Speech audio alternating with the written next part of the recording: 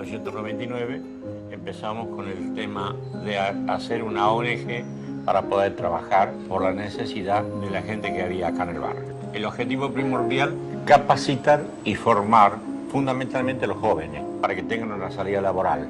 Hacer tomar conciencia, cómo prevenir, cómo capacitar a toda esta gente. Esta es un poco la misión. ¿Por qué lo hacemos? Es por la necesidad, no es por otra razón. Me van a agregar por ahí algo, no por amor, eso ya, la palabra esa me parece que ya todos la están usando. Fundamentalmente porque es una necesidad, que los chicos tengan trabajo, que los chicos puedan no drogarse más, terminen un primario, terminen un secundario y que puedan capacitarse. No hay otra forma. Soy Máximo Lera, soy uno de los fundadores de este centro. Buenas compañeros josistas, estamos acá en la tercera edición.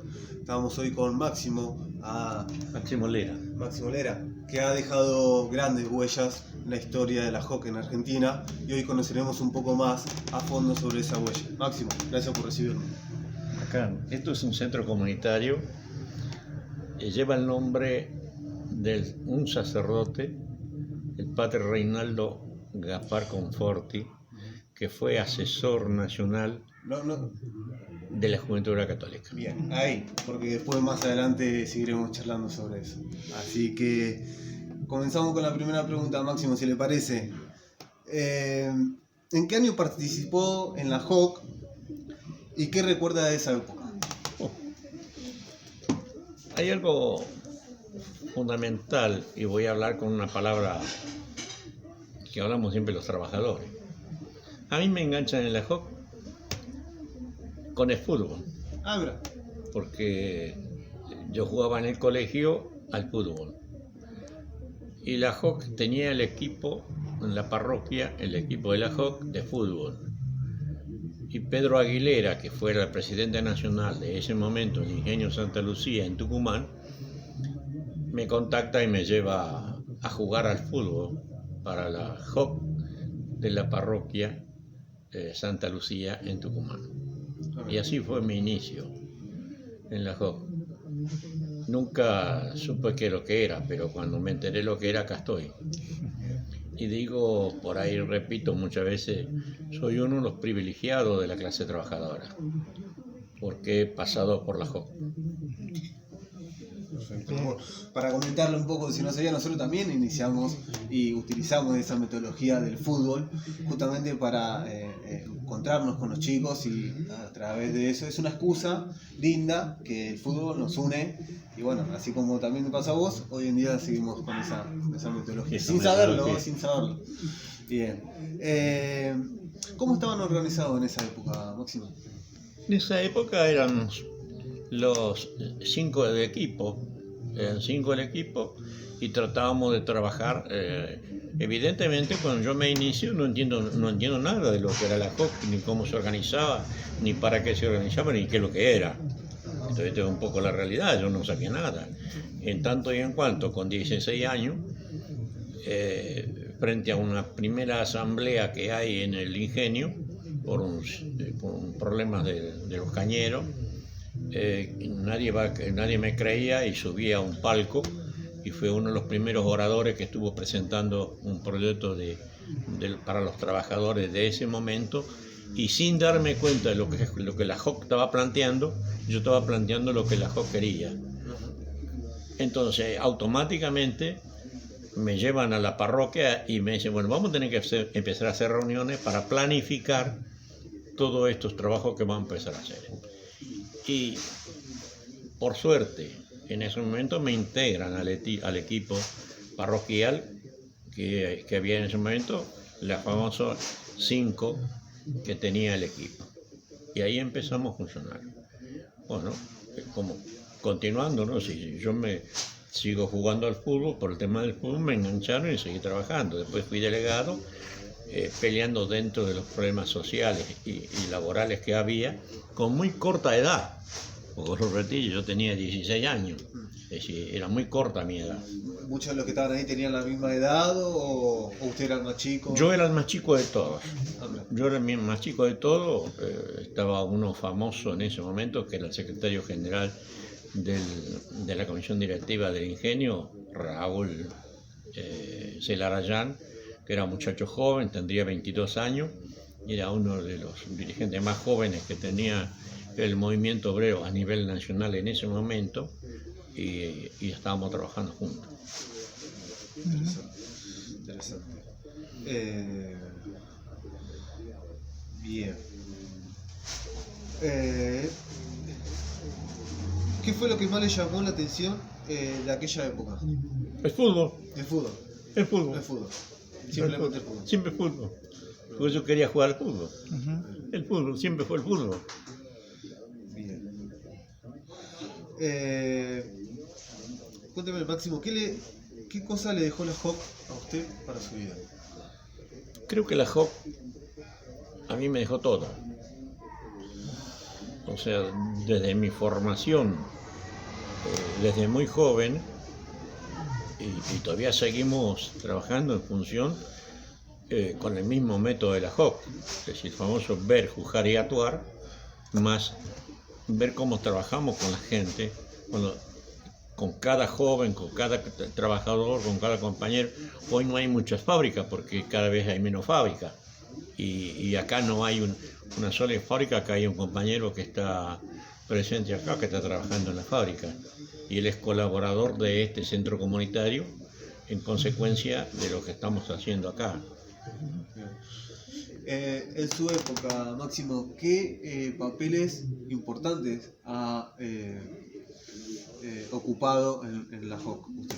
Bueno, yo tuve la suerte, o el destino, o tal vez me fue marcando, ¿no es cierto? Es decir, cuando el presidente de la sección de Santa Lucía me proponen a mí secretario de acta, y asumo como secretario de acta dentro de la primera, en la parroquia Santa Lucía. Y yo ya tendría 17, 18 años, ya andaban 18 años, ya venía con una pequeña formación que era la JOC, que queríamos, que es lo que planteamos los objetivos de la JOC, y luego tuve la suerte de haber sido para todo Tucumán, toda la diócesis, porque había en ese momento una sola diócesis, que estaba en San Miguel, para toda la diócesis. Seguí siendo el secretario de acta, porque pasó a ser el presidente de la diócesis, Pedro Aguilera, y el cura asesor nos acompañaba Agustín Lara, era el que siempre estaba con nosotros, y fue así avanzando, y fui para todo lo que era un cargo. En ese momento era sumamente importante, era un dirigente joven y era muy reconocido en toda la provincia prácticamente. Fue secretario. Fue el secretario. Perfecto. Máximo, como usted sabe, la JOC tiene personas muy significativas en su larga historia. Una de ellas ha sido Daniel Esquivel. ¿Usted lo conoció? A Daniel lo conocí, era paraguayo. Él tenía dos armas muy fuertes, muy contundentes. Una era la guitarra y la otra era el evangelio. Entonces, y esa es la razón por la cual lo mataron. Y lo mataron acá cerquita en Fiorito. Es decir, yo lo conocí y puedo dar fe de lo que era un militante, un dirigente comprometido, cristiano. Sí, pasó por la JOC, es verdad. ¿Usted tuvo relación en ese paso de la JOC que él estuvo? Yo era el presidente nacional en ese momento. Ah, mira. Y ellos quedaron con Pablino Mesa. Había otro nombre que yo los ayudé que hablaran con los obispos, porque a veces los obispos no nos dan mucha bolilla. Entonces tendríamos que poner algunas personas que tenían un poco la dialéctica para poder hablar con ellos. Es decir, puedo contar una historia, una anécdota, ¿no? Sí, claro. Estaba Monseñor Segura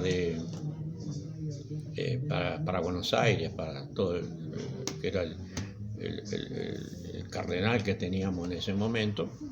Veníamos de Tucumán de una lucha que había allá con el padre Conforti, y nos llama a mí y al padre Conforti a plantearnos el problema serio que estábamos planteando nosotros, porque nos acusaban mal a nosotros, y me pregunta fundamentalmente cuál era la teología de los trabajadores. Yo le contesto muy mal también, le digo, mire, la única teología que conozco de los trabajadores, que cada día estamos mal, tanto la familia como también la necesidad humana y la necesidad económica, que en ese momento probablemente machacábamos sobre lo económico en principio, pero también veíamos todo lo otro, la destrucción humana que estaba habiendo, y eso le dije en ese momento. Padre Conforti le dice, perdón, monseñor, de teología podemos hablar también fuertemente nosotros, como cura los dos. Yo le pedí permiso al padre Conforti, le dije, la teología nuestra es esta, y remarqué de vuelta con mucha fuerza lo que estoy diciendo, para contar una historia.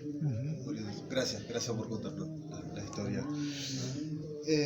Bueno, usted nombraba mucho al padre Conforti.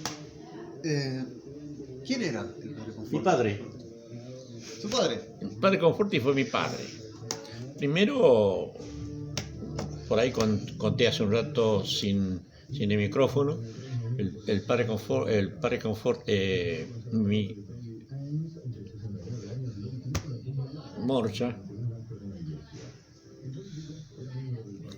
me olvidé el nombre ahora en este momento, él era el presidente nacional.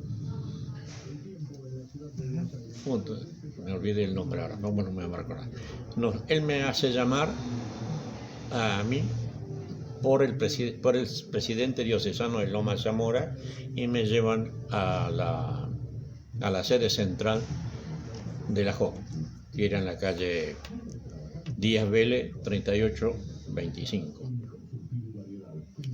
Ahí nos plantean que estaba faltando un sacerdote para proponer la terna para que sean los asesores de la JOC.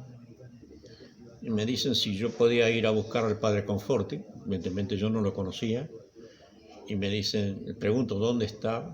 En este momento está en la parroquia Medalla Milagrosa, en Parque Chacabuco. Me dan la dirección, fui allá, sin conocerlo, hablé con el padre Conforti, inmediatamente ya empezó una buena relación. Y todo el periodo del Morcha,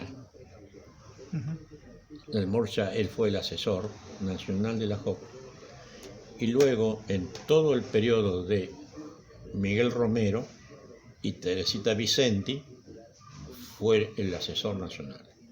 Luego fui elegido yo como presidente nacional, y todo el tiempo ese estuvimos trabajando juntos, incluso por toda América Latina.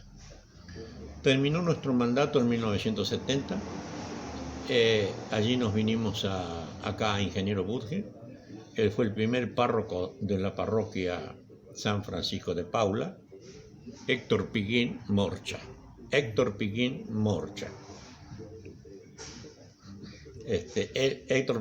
me hace llamar con Luciano Monasterio, que era el presidente de la JOC de acá de Loma de Zamora.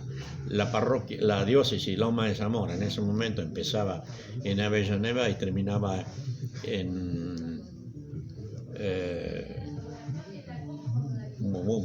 éramos la diócesis muy grande, terminaba muy lejos, me voy a ir acordando. Bueno, entonces desde ese momento empezamos a trabajar con el padre Conforti, y hemos trabajado prácticamente hasta el último día que falleció. Entonces hemos trabajado en distintas cosas. Cuando él era párroco, por ahí alguien acá escribe un libro y me hace un reconocimiento, porque yo digo que estuvimos trabajando con el problema de las tierras acá en Budge. ¿Cómo se Cuento llama la el libro? historia. Ahí, en la cámara. América Latina por una tierra para todos. Y ahí este libro lo escribió el doctor Dualde. El miércoles pasado vino y me dejó este libro. Y acá me menciona a mí, porque yo estoy trabajando en ese momento, desde el año 64, aún militando en la JOC, con el problema de las tierras de Ingeniero Budge, que fueron mal vendidas a cada habitante que estaba en ese momento. En el año 64 nos apoya el diputado Carlos Alberto Aullero, que era de Democracia Cristiana. Aún yo me mantuve siempre con la línea peronista, yo siempre dentro de la línea política peronismo, militante de la JOC. Y el padre Conforti muere en el 6 de diciembre de 1999 en Luján. Y hemos vivido muchas anécdotas con él, linda, fea. ¿Quiere comentar alguna? Puede hacerlo libremente. Puedo contar que toda la lucha que tuvimos en Tucumán, lo detienen al padre Conforti. Ah, mira. Claro, ¿Por qué motivo?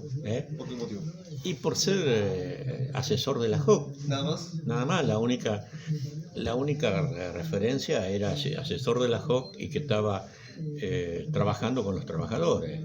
Salíamos de una reunión y allí lo tomaban detenido, tuvimos que hablar con el obispo, logramos sacarlo. Es decir, luego vinimos a Buenos Aires, llegamos a Buenos Aires y el cardenal nos llama para decirnos que nosotros éramos mala persona, que no éramos cristianos, y nosotros decimos que somos cristianos y que mantenemos lo que Dios quiere y lo que Jesús murió por nosotros. Máximo, tengo una pregunta más, pero aún no quiero decirla, no quiero terminar con la entrevista porque me surgen dudas, me surgen inquietudes en las cuales quiero preguntarle. ¿Recuerdan en ese momento cuántas bases de JOC había en Argentina, en Buenos Aires, por casualidad? Cuando nosotros ya venían en decadencia, cuando nosotros agarramos, porque yo cuando asumo primero asumo para todo lo que es el Gran Buenos Aires como dirigente de la JOC, ya venía decayendo, entonces estábamos viajando por todos lados para ver si podemos levantar a la JOC. Y en la época de Piguín ya veníamos en decadencia. Luego asume Miguelito y también con Miguel por todos lados y el padre Conforti que permanentemente nos acompañó. Y teníamos pocos lugares. En Mendoza, en la consulta de Mendoza, en San Juan, en San Juan en Concepción, teníamos en Córdoba capital y teníamos Río Cuarto.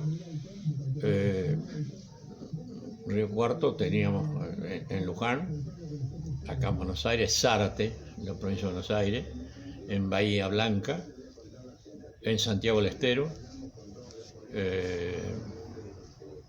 En Santiago del Estero estábamos un grupo fuerte, teníamos en Chaco, en Resistencia,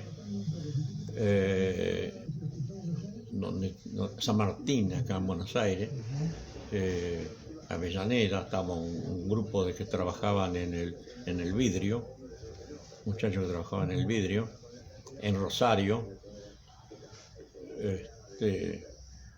o sea, había como, no me quiero equivocar, pero creo que había aproximadamente 25 grupos, aproximadamente. Y ahí seguíamos trabajando con eso y tratábamos de volver a encaminar más gente.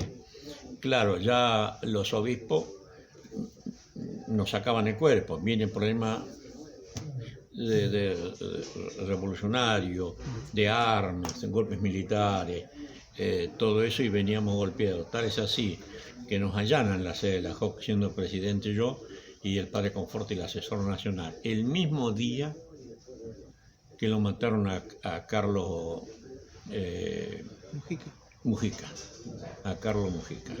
Salíamos de la reunión que estaba en Flores, se habían reunido en los curas del Tercer Mundo en Flores, y salíamos de ahí y cuando nos allanaron la sede de la JOC. Entonces, lo que dijimos con el padre Conforti, primero nos fuimos a la casa central de los sacerdotes vicentinos, cómo vamos a armar la estrategia. Y la estrategia era no hacer discurso, sino presentar algo escrito. Y entonces nos juntamos para escribir y armar algo escrito para entregar a la prensa, porque estaba la policía y la prensa en la sede de la JOC. Tuvimos que ir los dos a ponerle el pecho, pase lo que pase. ¿Dónde estaba la sede de la JOC, Maxi? En la calle, ya estábamos en la calle Díaz Vélez, 4018. Ah, bien. Sí. 4018. Ya estaba ahí. Ya estaba. Ahí estábamos. Ahora está una parroquia. No me acuerdo el nombre de la parroquia. Cacupe. Capilla es ahora. No. Cacupe. Sí. Bueno, está eso ahora. Y porque al ser de la JOC, que la JOC la compró, lo consiguió, pero pertenecía a la diócesis. Entonces la diócesis lo toma.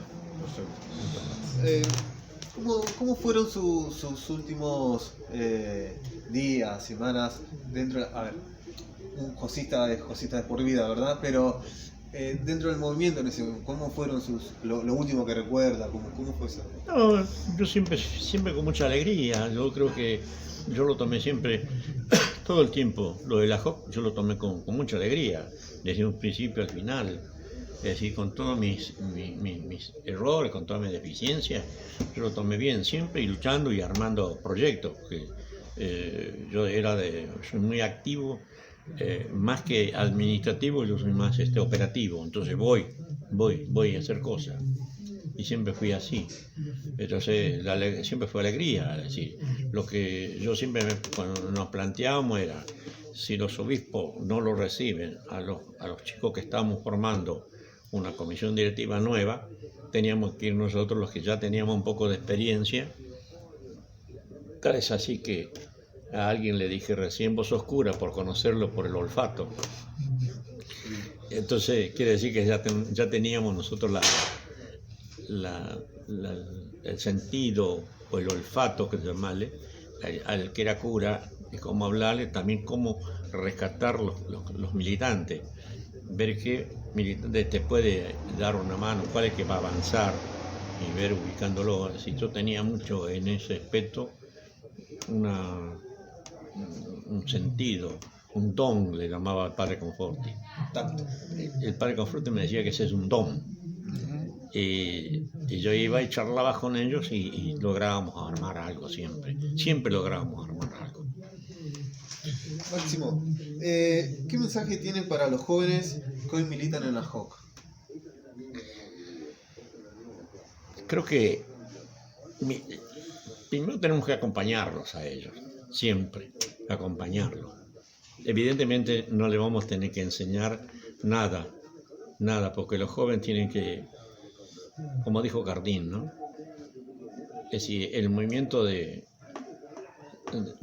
josista es de jóvenes trabajadores y para jóvenes trabajadores. En consecuencia, son ellos los que tienen que ir viendo las dificultades, que no les vamos a decir nosotros cuál es el problema, pero sí acompañarlos. Y que ellos se dejen acompañar. Y que pregunten, porque todavía quedamos varios dirigentes de la JOC. Varios quedamos. Todavía vivos. Puedo mencionar Roberto Caldo, puedo mencionar Pascual Luna, puedo mencionar Miguel Romero, Teresa Aria, puedo mencionar Teresa Vicenti, que es la esposa de Miguel Romero. Puedo mencionar muchos chicos de mi edad que todavía están vivos y podemos seguir aportando algo a la JOC. Y eso, que pregunten. Yo siempre digo que nos pregunten, nos exijan. Creo que eso es lo mejor que pueden hacer ellos. Y buscar de capacitarse. mujer capacitarse por la JOC. Bueno. No descarrilarse del Evangelio, evidentemente. Bueno, Máximo, para terminar, agradecerle como joven josista por su testimonio, por permitir que todos puedan enriquecer de cómo fue sus pasos por la JOC y que los jóvenes trabajadores sigan enamorándose de esto que es tan lindo y tan amoroso para todos. Gracias, Máximo. Bueno, a las órdenes. Estoy acá. El negro Norberto Campo falleció, lo mataron. Él decía que él tenía una sola novia y la novia era la JOC. Entonces yo digo que siempre traten de ver a la JOC como es. Es para los jóvenes trabajadores y de los jóvenes trabajadores. Entonces que se hagan cargo.